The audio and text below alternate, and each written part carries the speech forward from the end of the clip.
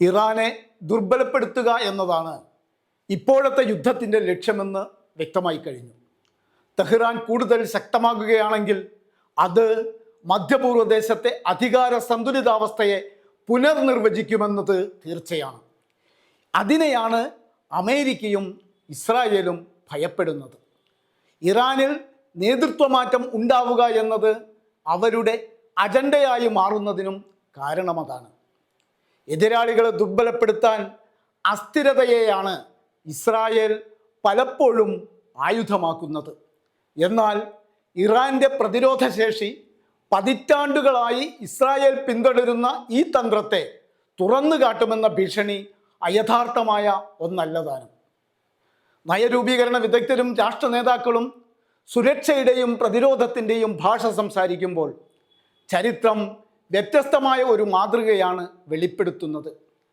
മേഖലയിൽ സമാധാനം പുലരുക എന്നതല്ല, മറിച്ച് മേഖലയിൽ അസ്ഥിരതയും അശാന്തിയും വിഭജനവും നിലനിർത്തി നേട്ടം കൊയ്യുക എന്നതാണ് ഇസ്രായേൽ എപ്പോഴും സ്വീകരിക്കുന്ന തന്ത്രം. അയൽ രാഷ്ട്രങ്ങളുടെ വിഘടനവും ശൈഥില്യവുമാണ് സയനിസ്റ്റ് അധിനിവേശകരുടെ ആയുധം.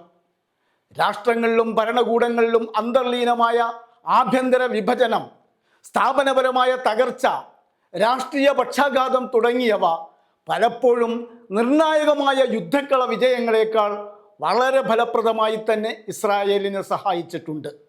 ഇത് അമൂർത്തമായ ഒരു കുഴപ്പമല്ല, ആസൂത്രിത പദ്ധതിയിലൂടെ സൃഷ്ടിക്കപ്പെടുന്ന അസ്ഥിരതയാണ്.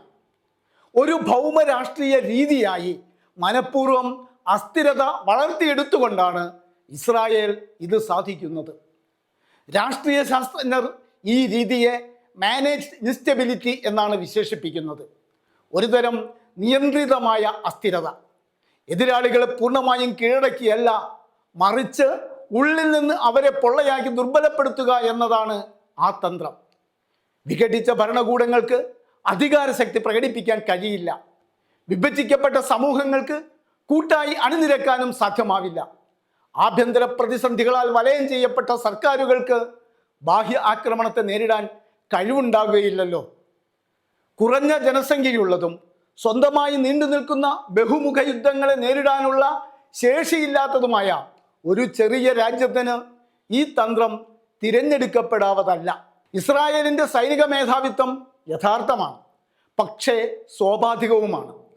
അമേരിക്കയുടെ സൈനിക സഹായം, നയതന്ത്ര സംരക്ഷണം, സാമ്പത്തിക സഹായം എന്നിവയുടെ സംരക്ഷണ കവചത്തിനുള്ളിലാണ് അത് നിലനിൽക്കുന്നത്.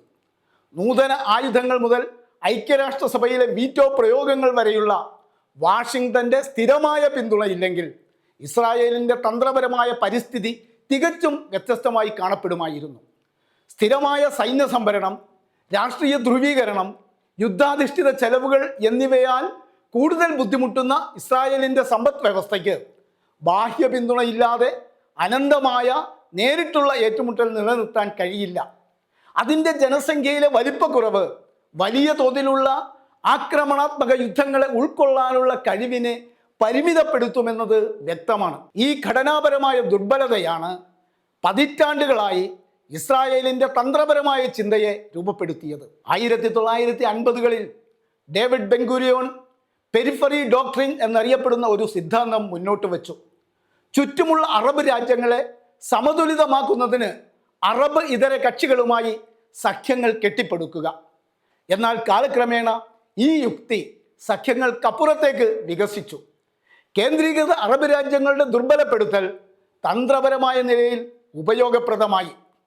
1982 വിവാദപരമായ ഇനോൺ പദ്ധതി വിഭാഗീയവും വംശീയവുമായ തലങ്ങളിൽ മേഖലയിലെ ശൈഥില്യത്തിൻ്റെ ഒരു കാഴ്ചപ്പാട് ആവിഷ്കരിച്ചു.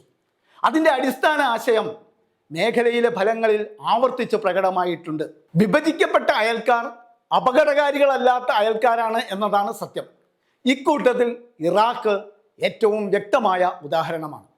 2003 US അധിനിവേശം ഇറാഖിലെ ഭരണകൂട സ്ഥാപനങ്ങളെ തകർക്കുകയും സൈന്യത്തെ പിരിച്ചുവിടുകയും വിഭാഗീയ ആക്രമണം അഴിച്ചുവിടുകയും ചെയ്തു.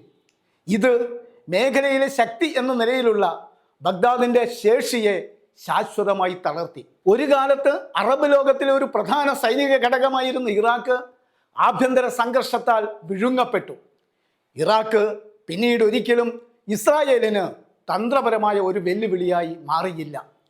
2011 ലിബിയയും ഇതേ പാത പിന്തുടർന്നു. പാശ്ചാത്യ ഇടപെടൽ കേന്ദ്രീകൃത ലിബിയൻ രാഷ്ട്രത്തെ നശിപ്പിക്കുകയും പരസ്പരം മത്സരിക്കുന്ന സായുധ സംഘങ്ങളെയും എതിരാളികളായ സർക്കാരുകളെയും അതിന് പകരം സ്ഥാപിക്കുകയും ചെയ്തു. ഒരു കാലത്ത് അറബ് രാഷ്ട്രീയത്തിൽ സ്വാധീനം ചെലുത്തിയിരുന്ന രാജ്യം നിഴൽ പോരാട്ടങ്ങളുടെ ഒരു വിഘടിത മേഖലയായി ചുരുങ്ങി. അതിൻ്റെ സൈനിക രാഷ്ട്രീയ പ്രസക്തി അപ്രത്യക്ഷമായി. ആഭ്യന്തര യുദ്ധത്തിലേക്കുള്ള സിറിയയുടെ പതനം ഈ രീതിയെ കൂടുതൽ ശക്തിപ്പെടുത്തി. യുദ്ധത്തിൻ്റെയും വിദേശ ഇടപെടലിൻ്റെയും ഭാരത്താൽ രാജ്യം തകർന്നപ്പോൾ അതിൻ്റെ പരമാധികാരം ഇല്ലാതായി. സിറിയൻ പ്രദേശത്തിനുള്ളിൽ ഇസ്രായേൽ നൂറുകണക്കിന് വ്യോമാക്രമണങ്ങൾ നടത്തി. അധിനിവേശ ഗോലാൻ കുന്നുകളുടെ ചില ഭാഗങ്ങളിൽ ഇസ്രായേലി നിയന്ത്രണം ക്രമേണ ശക്തിപ്പെടുന്നതിനെ ചെറുക്കാൻ അതിജീവനം കൊണ്ട് തളർന്നുപോയ ഒരു രാജ്യത്തിന് അസാധ്യമായിരുന്നു. അർത്ഥവത്തായ ചെറുത്തുനിൽപ്പില്ലാതെ അധിനിവേശം തുടർന്നു എന്നതാണ് അതിൻ്റെ ഫലം. രാഷ്ട്രീയമായി തളർന്നുപോയതും ദീർഘകാലമായി ദുർബലവുമായ ലബനാൻ ഏകീകൃത ദേശീയ ശക്തിയുടെ ആവിർഭാവത്തെ തടയുന്ന പ്രതിസന്ധികളുടെ ചക്രങ്ങളിൽ കുടുങ്ങിക്കിടന്നു.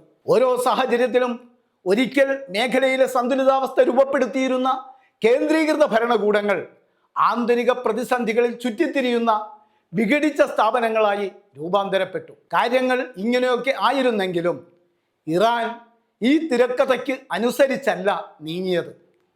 4 പതിറ്റാണ്ടിലേറെയായി തെഹ്റാൻ നിരന്തരമായ സമ്മർദ്ദങ്ങൾ സഹിച്ചു വരികയാണ്. വ്യാപകമായ സാമ്പത്തിക ഉപരോധങ്ങൾ, രഹസ്യ അട്ടിമറി ശ്രമങ്ങൾ, സൈബർ യുദ്ധം, ശാസ്ത്രജ്ഞന്മാരുടെ കൊലപാതകങ്ങൾ, നയതന്ത്രപരമായ ഒറ്റപ്പെടൽ, നിഴൽ യുദ്ധങ്ങൾ തുടങ്ങിയവ ഇറാനെ വിടാതെ പിടികൂടി. എന്നിട്ടും ഇറാൻ എന്ന രാഷ്ട്രം ശിഥിലമായില്ല. അതിൻ്റെ സ്ഥാപനങ്ങൾ കേടുകൂടാതെ തുടർന്നു. അതിൻ്റെ സൈനിക ഘടനകൾ ഐക്യം സംരക്ഷിച്ചു. പ്രശ്നങ്ങൾ ഉണ്ടായിരുന്നെങ്കിലും അതിൻ്റെ രാഷ്ട്രീയ വ്യവസ്ഥ വിഭാഗീയ ആഭ്യന്തര യുദ്ധത്തിലേക്ക് പതിച്ചു പോയില്ല. ആഭ്യന്തര അസ്വസ്ഥതയുടെ തിരമാലകൾ പോലും ഭരണകൂടത്തിൻ്റെ ശിഥിലീകരണത്തിലേക്ക് നയിച്ചില്ല. ഈ പ്രതിരോധ ശേഷി ഇസ്രായേലിൻ്റെ തന്ത്രപരമായ കണക്കുകൂട്ടലുകളെ വളരെയധികം താളം തെറ്റിക്കുകയും അവരെ അസ്വസ്ഥമാക്കുകയും ചെയ്തു. 2025 ജൂലൈയിൽ ഇസ്രായേൽ ഇറാനെതിരെ 12 ദിവസത്തെ സൈനിക ഏറ്റുമുട്ടൽ ആരംഭിച്ചു. സൈനിക പ്രാധാന്യമുള്ളതും മറ്റു തരത്തിൽ തന്ത്രപ്രാധാന്യമുള്ളതുമായ സ്ഥലങ്ങൾ ലക്ഷ്യമിട്ട് പ്രതിരോധം പുനഃസ്ഥാപിക്കുന്നതിനോ അസ്ഥിരപ്പെടുത്തുന്നതിനോ ഉള്ള ശ്രമമായി ഇത് വ്യാപകമായി വ്യാഖ്യാനിക്കപ്പെട്ടു. ചില ഇസ്രായേലി വിദഗ്ധരുടെ പ്രതീക്ഷ ഇതോടെ വ്യക്തമായി. സ്ഥിരമായ ബാഹ്യസമ്മർദ്ദം ഉള്ളിൽ നിന്ന് തന്നെ ഒരു വ്യവസ്ഥയിൽ വിള്ളൽ വീഴ്ത്തിയേക്കാം. പകരം പരിധി, ഏകോപനം, തന്ത്രപരമായ അച്ചടക്കം എന്നിവ പ്രകടമാക്കുന്ന കൃത്യതയാർന്ന മിസൈൽ, ഡ്രോൺ ആക്രമണങ്ങളിലൂടെ ഇറാൻ തിരിച്ചടിക്കുകയാണ് ചെയ്തത്. ഇറാൻ രാഷ്ട്രം തകർന്നില്ല, അത് അതിൻ്റെ ഏകോപനം കൈവരിച്ചു. പരസ്യമായ അമേരിക്കൻ പങ്കാളിത്തത്തോടെ ഇപ്പോഴുണ്ടായ സംഘർഷം ആണവ ഭീഷണി തടയലിൻ്റെ ഭാഷയിലൂടെ പരസ്യമായി ന്യായീകരിക്കപ്പെട്ടു. എന്നിരുന്നാലും അന്താരാഷ്ട്ര പരിശോധനയ്ക്ക് വിധേയമായി കർശനമായ ആണവ പരിമിതികൾ അംഗീകരിച്ചുകൊണ്ട് ഇറാൻ 2015 സംയുക്ത സമഗ്ര പ്രവർത്തന പദ്ധതിയിൽ ഒപ്പുവച്ചു. 2018 വാഷിംഗ്ടൺ ഏകപക്ഷീയമായി പിൻവാങ്ങിയതിനു ശേഷവും ചർച്ചകൾക്കുള്ള സന്നദ്ധത തെഹ്റാൻ ആവർത്തിച്ച് സൂചിപ്പിച്ചു. അതിനാൽ ആണവ പ്രശ്നം ഇപ്പോഴത്തെ വിശാലമായ തന്ത്രപരമായ ലക്ഷ്യത്തിൻ്റെ പ്രഥമ പരിഗണനയല്ലെന്ന് വ്യക്തമാകുന്നു. മേഖലയിലെ ബലതന്ത്രം പുനർനിർമ്മിക്കാൻ പര്യാപ്തമായ വിധത്തിൽ ഇറാനെ ദുർബലപ്പെടുത്തുകയാണ് ഇപ്പോൾ തുടങ്ങിവച്ച യുദ്ധത്തിൻ്റെ ലക്ഷ്യം എന്നർത്ഥം. ഒരു ഏകീകൃത ഇറാൻ്റെ നിലനിൽപ്പ് ഇസ്രായേൽ ആധിപത്യത്തെ സൈനികമായി മാത്രമല്ല ഘടനാപരമായും വെല്ലുവിളിക്കുന്നു. ഭൂമിശാസ്ത്രപരമായി വിശാലവും ജനസംഖ്യാപരമായി വലുതും സ്ഥാപനപരമായി സ്ഥിരതയുള്ളതുമാണ് ഇറാൻ. ഇത് മേഖലയിലെ സഖ്യങ്ങളെ ശക്തിപ്പെടുത്തുകയും ഒന്നിലധികം മുന്നണികളെ സ്വാധീനിക്കുകയും ചെയ്യുന്നു. 2003 ഇറാഖിൽ നിന്നോ 2011 ലിബിയയിൽ നിന്നോ വ്യത്യസ്തമായി ഇതിന് പ്രത്യയശാസ്ത്രപരമായ യോജിപ്പും ഭരണകൂട തുടർച്ചയും ഉണ്ട്. ഈ യാഥാർത്ഥ്യം ഇസ്രായേലിന് അസഹനീയമാണ്. ഇറാനെ സൈനികമായി വലിച്ചു നീട്ടുക, നയതന്ത്രപരമായി ഒറ്റപ്പെടുത്തുക, ആഭ്യന്തര ശൈഥില്യത്തിലേക്ക് തള്ളിവിടുക എന്നീ ലക്ഷ്യങ്ങളോടെ വിഘടന മാതൃക പുനർനിർമ്മിക്കുന്നതിനുള്ള അവസാന ശ്രമമാണ് ഏറ്റവും പുതിയ യുദ്ധം ലക്ഷ്യമാക്കുന്നത്. പക്ഷേ തെഹ്റാൻ ആ രീതി തിരിച്ചറിഞ്ഞു. ഉള്ളിൽ തകരുന്നതിന് പകരം ഇറാൻ തന്ത്രപരമായി യുദ്ധച്ചെലവ് പുറത്തേക്ക് വർദ്ധിപ്പിച്ചു. അവരുടെ പ്രതികരണങ്ങൾ അശ്രദ്ധമായല്ല, മറിച്ച് കണക്കുകൂട്ടിയുള്ളതാണ്. ഇസ്രായേലിന് അനുകൂലമായി സംഘർഷം അസമമായിരിക്കില്ലെന്ന് അവർ തെളിയിച്ചിട്ടുണ്ട്. നീണ്ടു നിൽക്കുന്ന ഏറ്റുമുട്ടൽ തെല്ലവീവിനെ മാത്രമല്ല വാഷിംഗ്ടണെയും സമ്മർദ്ദത്തിലാക്കുമെന്ന് അവർ സൂചന നൽകിക്കഴിഞ്ഞു. ഇത് അമേരിക്കയെ സാധ്യതകളുടെ ഒരു ഇടനാഴിയിലേക്ക് തള്ളിവിടുന്നു. പ്രവചനാതീതമായ പ്രത്യാഘാതങ്ങളോടെ വളരെയധികം ജനപ്രീതിയില്ലാത്ത ഒരു കരയുദ്ധത്തിലേക്ക് നീങ്ങുക, അല്ലെങ്കിൽ ഇറാന്റെ പ്രതിരോധശേഷി അംഗീകരിക്കുന്ന യഥാർത്ഥ ചർച്ചകൾക്ക് മുതിരുക. ഇസ്രായേലിനെ സംബന്ധിച്ചിടത്തോളം ഏത് ഫലവും അപകട സാധ്യത വർദ്ധിപ്പിക്കുന്നു. ഒരു നീണ്ട യുദ്ധം സാമ്പത്തിക ദുർബലതയെയും സാമൂഹിക ക്ഷീണത്തെയും ക്ഷണിച്ചു വരുത്തും. ഇപ്പോൾ തന്നെ അത് വ്യക്തമാണ്. വിഘടന തന്ത്രത്തിന് പരിധികളുണ്ടെന്ന് ചർച്ചയിലൂടെയുള്ള ഒത്തുതീർപ്പ് സ്ഥിരീകരിക്കുന്നു. കഴിഞ്ഞ 2 പതിറ്റാണ്ടുകളായി കൃത്രിമമായ അസ്ഥിരത എന്ന സിദ്ധാന്തം മധ്യപൂർവ്വ ദേശത്തിൻ്റെ ഭൂരിഭാഗത്തും പ്രയോഗിച്ചു. എന്നാൽ ഇറാന്റെ സഹിഷ്ണുത അതിൻ്റെ അടിസ്ഥാന പോരായ്മയെ തുറന്നു കാട്ടുമെന്ന ഭീഷണി ഉയർത്തുന്നു. കുഴപ്പങ്ങൾ രാഷ്ട്രങ്ങളെ ദുർബലപ്പെടുത്തും, പക്ഷേ അത് അവയെ ഏകീകരിക്കാനും കാരണമാകും. ഇറാനിൽ ഇപ്പോൾ അതാണ് കാണുന്നത്. തെഹ്റാൻ സമ്മർദ്ദം ചെലുത്തുന്നത് തുടരുകയാണെങ്കിൽ ബഗ്ദാദിനെയും ട്രിപ്പോളിയെയും ദമസ്കസിനെയും ഒരിക്കൽ ഛിന്നഭിന്നമാക്കിയ തന്ത്രം ഒടുവിൽ തെഹ്റാനിൽ അതിൻ്റെ അന്ത്യത്തിലെത്തിയേക്കാം. മേഖലയിലെ എല്ലാ പ്രധാന പ്രക്ഷോഭങ്ങളിൽ നിന്നും ഇസ്രായേൽ കൂടുതൽ ശക്തമായി ഉയർന്നു വന്നിട്ടുണ്ടെന്ന് ചരിത്രം കാണിക്കുന്നു. 2003 ഇറാഖിൻ്റെ നാശം ഒരു ശക്തമായ അറബ് സൈനിക എതിരാളിയെ ഇല്ലാതാക്കി. ലിബിയയുടെ തകർച്ച മേഖലയിലെ മറ്റൊരു ഘടകത്തെ ഇല്ലാതാക്കി. സിറിയയുടെ വിഘടനം മറ്റൊരു കേന്ദ്രീകൃത രാഷ്ട്രത്തെ നിർവീര്യമാക്കി. ഓരോ സാഹചര്യത്തിലും ഇസ്രായേൽ കൂടുതൽ ഉറച്ചു നിൽക്കുകയും കൂടുതൽ സൈനിക ആത്മവിശ്വാസം നേടുകയും US വിദേശ നയത്തിൽ കൂടുതൽ ആഴത്തിൽ ഉൾച്ചേരുകയും ചെയ്തു.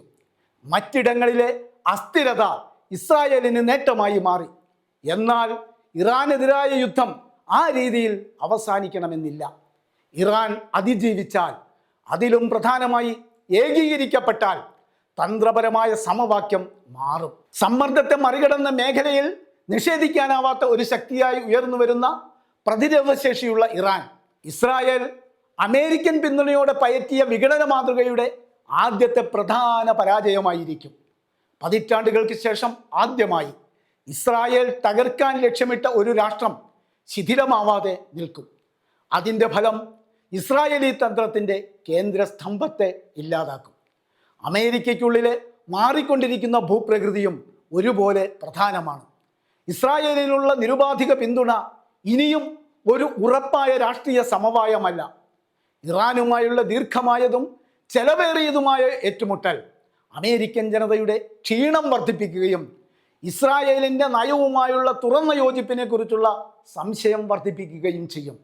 ഇറാൻ സഹിച്ചു നിൽക്കുകയും യുദ്ധം ഇസ്രായേലിന് നിർണായക നേട്ടങ്ങൾ നൽകുന്നതിൽ പരാജയപ്പെടുകയും ചെയ്താൽ സ്ഥിരമായ ഏറ്റുമുട്ടലിൻ്റെ ആഭ്യന്തര ചെലവ് വാഷിംഗ്ടൺ വീണ്ടും കണക്കാക്കാൻ തുടങ്ങിയേക്കാം.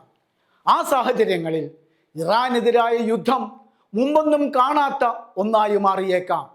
മേഖലയിലെ അസ്ഥിരീകരണ ശ്രമങ്ങളിലെ മറ്റൊരു അധ്യായമല്ല, മറിച്ച് പശ്ചിമേഷ്യയെ ഛിന്നഭിന്നമാക്കുന്നതിലൂടെ പുനഃക്രമീകരിക്കാൻ രൂപകൽപ്പന ചെയ്ത അവസാനത്തെ പ്രധാന US-ഇസ്രായേൽ യുദ്ധവും ആയേക്കാം ഇത്.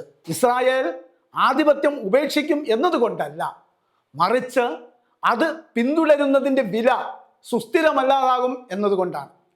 ഏകീകൃതമായി ഇറാൻ എളുപ്പത്തിൽ വിഭജിക്കപ്പെടാത്ത ഒരു പ്രദേശം, യുദ്ധത്താൽ തളർന്നുപോയ അമേരിക്കൻ ജനത എന്നിവ മിഡിൽ ഈസ്റ്റിൽ ഘടനാപരമായ ഒരു മാറ്റത്തെ അടയാളപ്പെടുത്തും. കുഴപ്പങ്ങൾ ഇനി ഇസ്രായേലിൻ്റെ ശക്തി വികസിപ്പിക്കില്ല, അത് അതിൻ്റെ പരിധികളും പരിമിതികളും തുറന്നു കാട്ടും. ചിലർ വാദിക്കുന്നത് ഇതിനകം തന്നെ അങ്ങനെ സംഭവിച്ചു കഴിഞ്ഞിട്ടുണ്ട് എന്നാണ്.